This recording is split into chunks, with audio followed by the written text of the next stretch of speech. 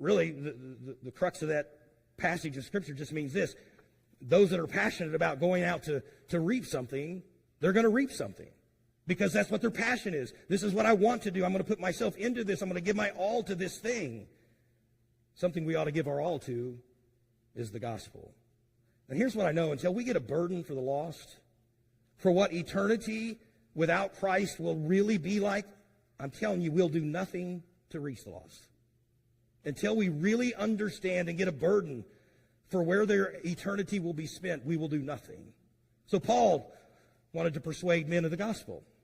That's what he spent his entire life doing. But he also, I know the wording in this passage gets a little difficult to follow. We won't be able to dig into every little nugget here. But he also wanted to persuade men of his legitimacy as an apostle. Now remember, it's been a while.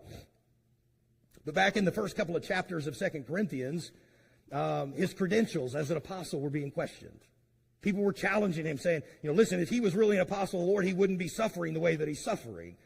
He really doesn't have God's stamp of approval on his life. And so he did defend himself to some degree. But in verse 11, he says this. It says, we are made manifest, but we are made manifest unto God, and I trust also are made manifest in your consciences. In other words, Paul is saying this, that my passion is to share the gospel with other people, and I trust that God knows that's my heart. And by the way, I hope you see that that's my heart too. In other words, people could tell that he loved the Lord. I bet Paul didn't have to tell anybody, hey, by the way, did you know I love Jesus?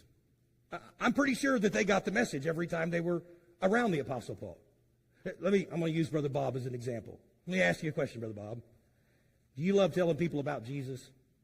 Do you love telling people about Jesus? Does anybody doubt that?